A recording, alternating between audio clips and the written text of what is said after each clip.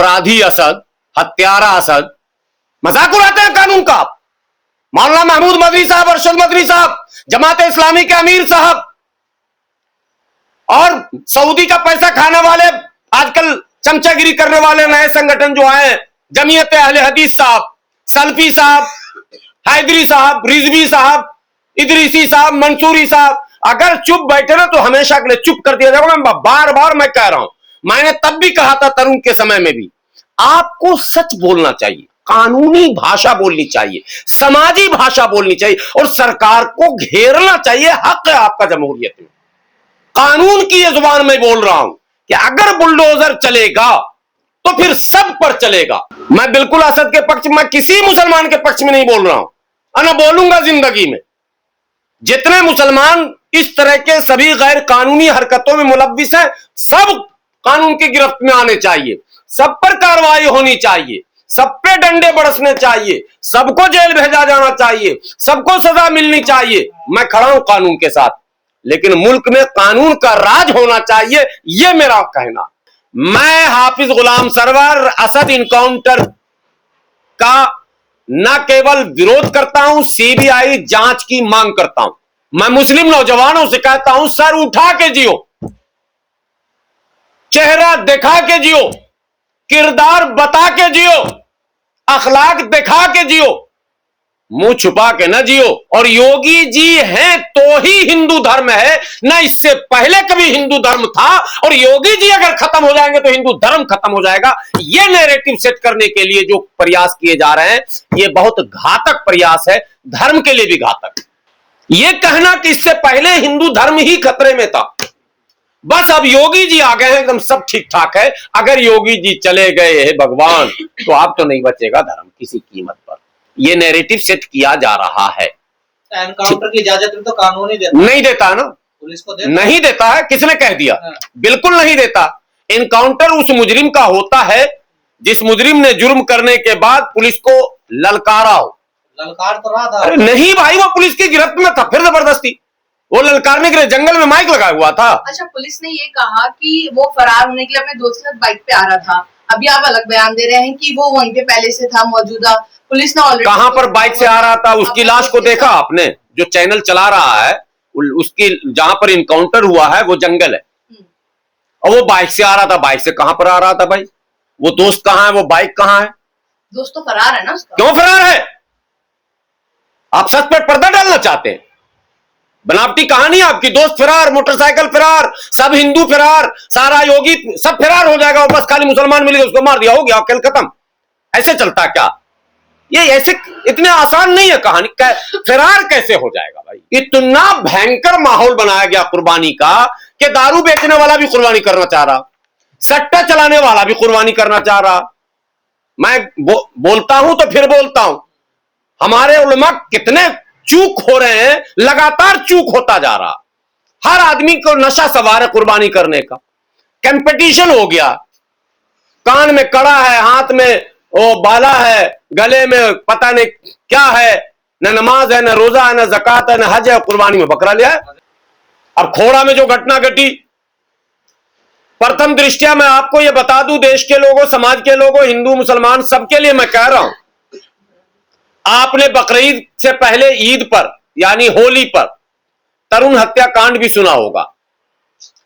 तरुण हत्याकांड के बाद जो दुर्भाग्यपूर्ण हत्या था, तमाम मीडिया ने एक खबर चलाई कि होली का एक छोटा सा गुब्बारा, नैरेटिव को समझिए पहले, ये कौन लोग हैं? ये कहां से आते हैं भाई? कहां से नैरेटिव गढ़ते हैं कि एक छोटा सा गुब्बारा एक मुसलमान पर मार दिया और मुसलमान ने कहा तूने मुझे होली का रंग दिया, मैं तुझे कत्ल कर दूंगा। और ये खबरें फैल गई पूरे मुल्क में, और एक माइंडसेट तैयार हुआ कि मुसलमान इतना क्रूर है। हमारा इतना बड़ा त्योहार जो सदियों से हम मनाते आ रहे हैं, उस त्योहार में अगर एक रंग छोटा सा पड़ ही गया तो ये कौन सा मुद्दा था जो तुमने कत्ल कर दिया? जबकि ये सारी कहानियां 100% झूठी थी। जो डीसीपी, एसीपी, एसएचओ का बयान है तरुण हत्याकांड के बाद, उसमें कहीं भी इस नैरेटिव को सपोर्ट नहीं किया जा रहा, टोटली फॉल्स करार दिया गया। ठीक इसी तरह से सूर्या हत्याकांड में भी पिछले 3 दिनों से जो खबरें मुल्क में चलाई गई, टीवी चैनलों के माध्यम से, यूट्यूब के जरिए, सोशल प्लेटफॉर्म पर, वो ये चलाई गई कि असद नाम के एक लड़के का सूर्या दोस्त था और उसने उसको घर पर यह कह के बुलाया कि आओ तुम्हें दिखाता हूं कुर्बानी कैसे की जाती है, और बकरे की तरह उसको भी उसी तरह ज़बह कर दिया, कत्ल कर दिया। यही खबर आप लोगों तक भी पहुंची होगी। लेकिन डीसीपी का जो बयान है वहां, वो बयान मैं फिर से सुनवा दूं क्या आप लोगों को? उसमें कहीं भी बकरे का, बकरीद का कोई जिक्र नहीं है, जो डीसीपी का बयान। अब डीसीपी को सही माने कि ये मीडिया वालों को, दरअसल तमाम जांच पड़ताल के बाद जो कहानियां सामने आई हैं वो ये हैं कि असद और मृतक सूर्या दोनों दोस्त थे। फिर उस बकरीद के दिन मोटरसाइकिल चलाने को लेकर विवाद होता है।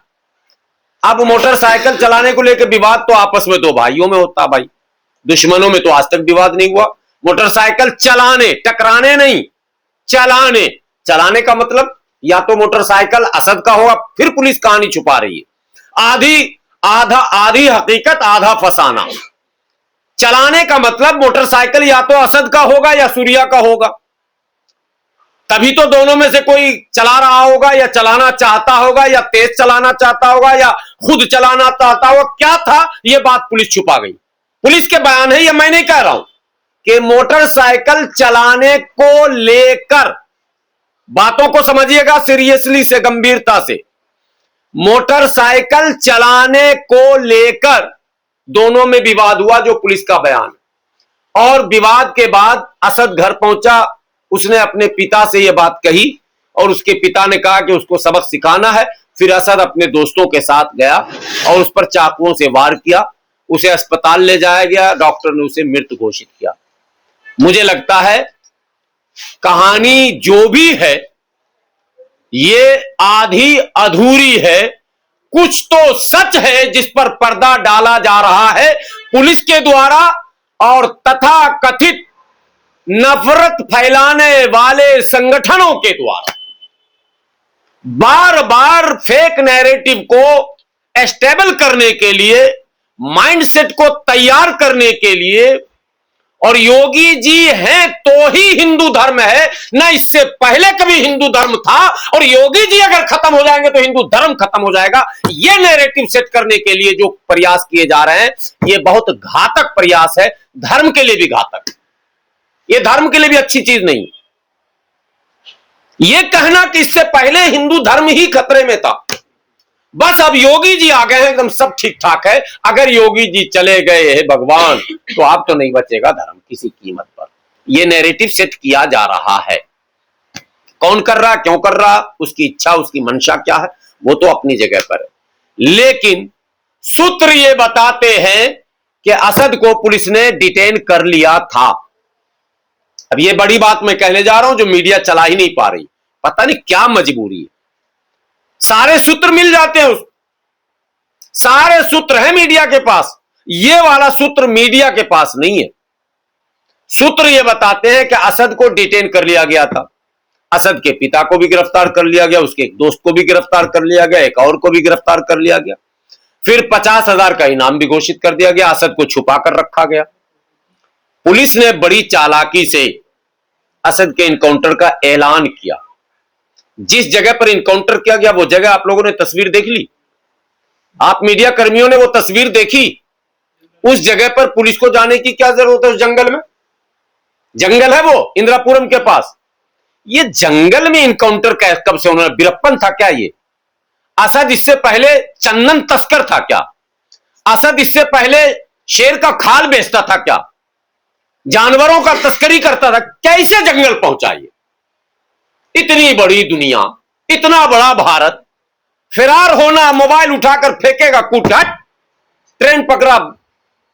आजकल मास्क भी चला हुआ, कोरोना खत्म होने के बाद भी मास्क लोग लगा के बहुत सा कांड कर रहे हैं।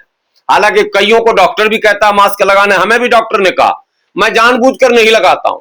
हमें डॉक्टर ने मास्क नेसेसरी कहा, लेकिन मैं इसलिए नहीं लगाता हूं कि दुनिया कहेगी चेहरा छुपा कर चलते हैं। मैं मुस्लिम नौजवानों से कहता हूं, सर उठा के जियो,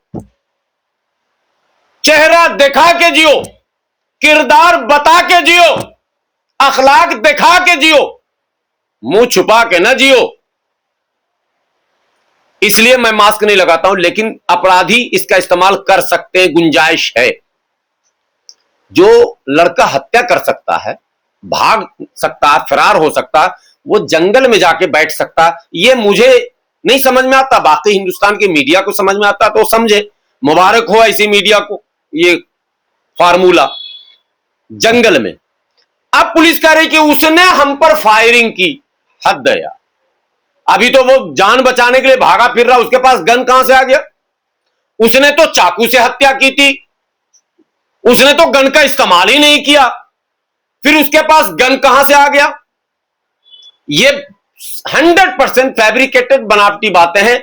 मैं हाफिज गुलाम सरवर असद इनकाउंटर का न केवल विरोध करता हूं, सीबीआई जांच की मांग करता हूं।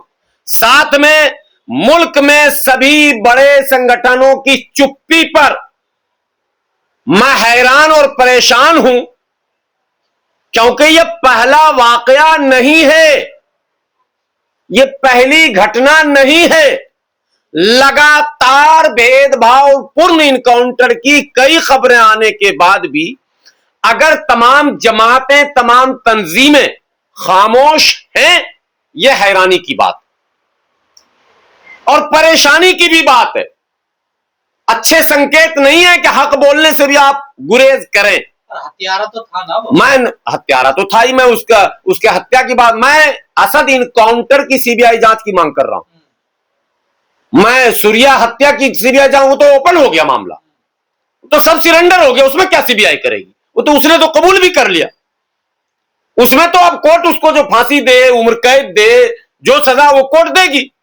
लेकिन जो बातें पर्दे के पीछे छुपी हैं, एक पर फूल बरसेगा और एक पर गोली चलेगी और लोग चुप होंगे, ये बातें इसलिए मैं कह रहा हूं।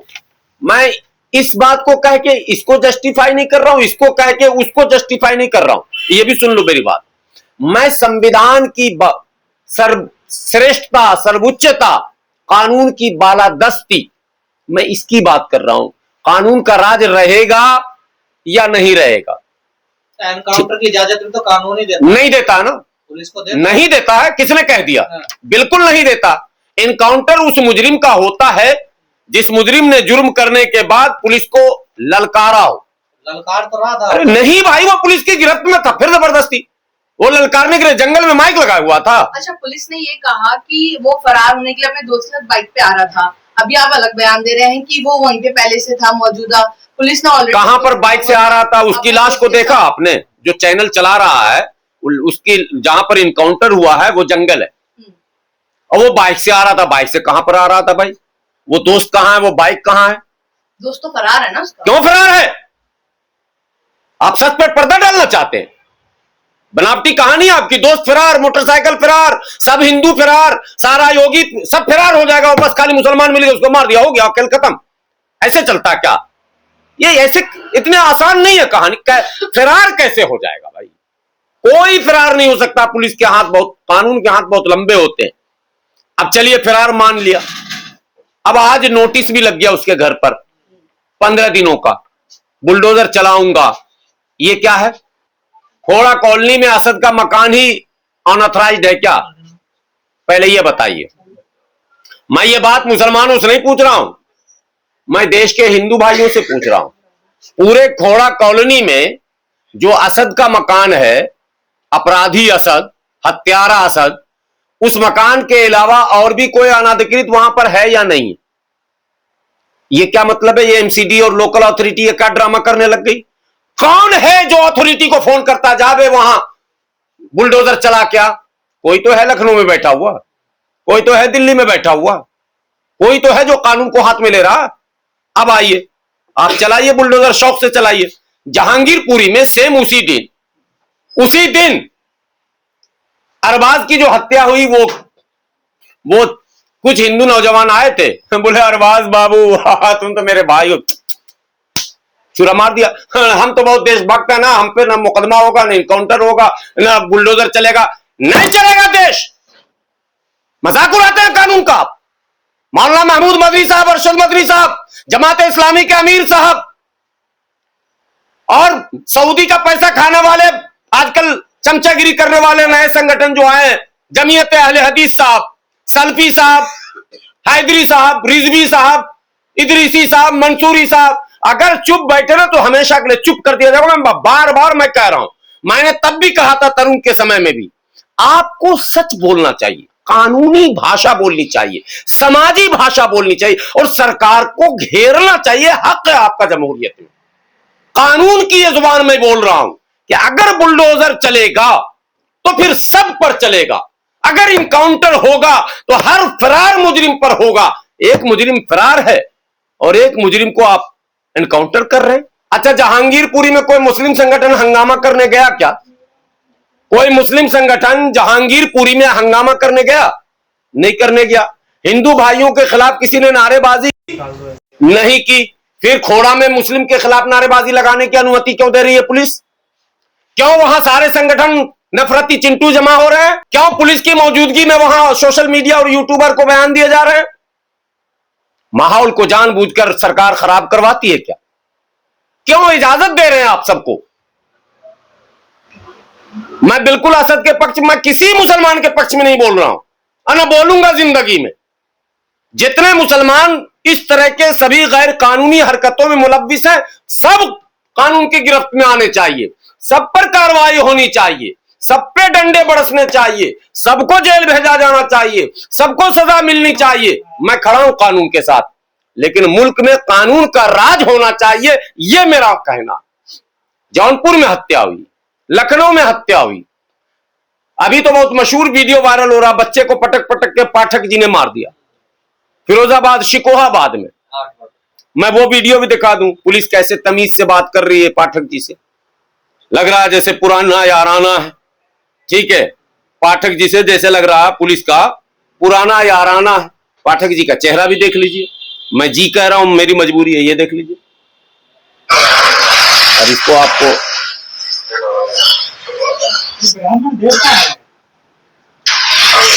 ये पाठक जी हैं जी, जिन्होंने छोटे से बच्चे, दूध पीते बच्चे को पटक पटक के सड़क पर पटक पटक के मारा। पूछताछ हो रहा है इनसे और इनका नाश्ता खाना भी होगा भाई। हंस रहे हैं पाठक, ठीक है, पाठक हंस रहे हैं। मेरा ये कहना है, वो औरत जिसकी बच्चे को इसने पटक के मारा, वो अकेले मीडिया पे आई, उसका भी बयान दिखा दूं क्या? मीडिया पे अकेले, और चले जाइए खोड़ा में आप माइक लेकर, 100 औरतें जमा हो रही हैं, वो संगठन वाले लाके खड़ा किए हुए हैं। क्या भैया, ऐसा क्यों? शिकोहाबाद का रास्ता भूल गए क्या? फिरोजाबाद का रास्ता भूल गए क्या? लखनऊ का रास्ता भूल गए क्या? उसी गाजियाबाद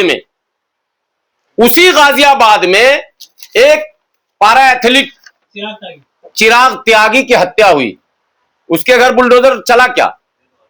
उसका इनकाउंटर हुआ क्या? जो हत्यारा है उसका सवाल नहीं पूछे आप? बोलिए तो नहीं पूछे, नहीं बोलिए तो नहीं, क्या क्या मैं बताऊं यार। 250 घटना, 250 घटना वाराणसी में घटना है, जौनपुर में है, गाजीपुर में है, गाजियाबाद में है, जेवर में अभी घटना लेटेस्ट सब ये बता रहा हूं, विद इन 3 डेज जो घटनाएं घटी हैं। लेकिन अगर मारने वाला हिंदू है और मरने वाला भी हिंदू है तो पुलिस उसमें एक सिंपल जो कार्रवाई का माने कॉलम है वो पूरा करती है। जीव लड़ने वाला है। इसी भारत में हमारे पड़ोस में हिंदू भी हैं और हम भी हैं, दोनों के बच्चे एक साथ पढ़ते भी हैं, लिखते भी हैं, एक ही स्कूल जाते भी हैं, एक ही कोचिंग सेंटर भी जाते हैं, एक ही ग्राउंड में खेलते भी हैं। जाहिर सी बात है दोस्ती भी होगी, झगड़े भी होंगे। लड़ाइयां भी होंगी। लड़ाई अगर हिंदू मुस्लिम में हो गया और घटना दुर्भाग्यवश अगर हत्या तक पहुंच गई तो पूरा देश खतरे में चला जाएगा और पुलिस फिर नए ड्रामे करने लगेगी और मीडिया उसको नया रंग देने लगेगी। इस्लाम ने ही सिखा दिया। सच्चाई है कि असद की तस्वीर आप लोगों ने नहीं देखी, कान में कुंडा भी उसके है बेचारे का। इस्लाम पता नहीं कुर्बानी में भी मौलानाओं ने क्या माहौल बना दिया यार। क्यों ऐसा मुसलमान कुर्बानी करता? कुर्बानी पहली बात है कि वो जो 5 अरकान है इस्लाम के, उसके अलावा है ये, यानी कलमा, नमाज, रोजा, ज़कात और हज के अलावा है। और ये सुन्नत इब्राहिमी है। इतना भयंकर माहौल बनाया गया कुर्बानी का कि दारू बेचने वाला भी कुर्बानी करना चाह रहा, सट्टा चलाने वाला भी कुर्बानी करना चाह रहा। मैं बोलता हूं तो फिर बोलता हूं, हमारे उलमा कितने चूक हो रहे हैं, लगातार चूक होता जा रहा। हर आदमी को नशा सवार है कुर्बानी करने का, कंपटीशन हो गया। कान में कड़ा है, हाथ में वो बाला है, गले में पता नहीं क्या है, न नमाज है, न रोजा है, न ज़कात है, न हज है, कुर्बानी में बकरा लिया है। जन्नत तो सभी को चाहिए ना, जन्नत के लिए ये कुर्बानी शर्त है क्या? वो लोग कहना है। भाई फिर वही बात, वो तो 72 हूर वाले भी सारे बयान दे रहे हैं ना। भेज दिया योगी ने 72 हूर के पास। अब वो अप्सरा बेचारे भूल जाते हैं, उनको अपना धर्म का कुछ पता नहीं। एक और विडंबना है कि जितने हिंदू धर्मगुरु हैं वो सब इस्लाम की बात अब करने लग गए हैं, टीवी पर भी और प्रवचन में भी। भैया आप हिंदू धर्मगुरु हैं, सनातन धर्म की बात करते तो अच्छा लगता, शोभा देता। ले दे के इस्लाम, ले दे के इस्लाम। अभी एक बाबा का टीवी 9 पर चल रहा था, उसको एक नेता ने डांटा कि आप अपने धर्म की बात करो ना, ले दे के इस्लाम की बात क्यों कर रहे हो? आपसे मतलब क्या है इस्लाम से आपका? बहरहाल ये नैरेटिव है। तो इतने इनकाउंटर जो हुए हैं, जिसमें इनकाउंटर की जो लिस्टें आई हैं, ऐसा नहीं कि इनकाउंटर सिर्फ मुसलमान का हुआ, इनकाउंटर और बिरादरियों का भी हुआ है, लेकिन इनकाउंटर देख कर होता है, ये आरोप है और ये आरोप में दम है। इस आरोप को नकारा नहीं जा सकता है।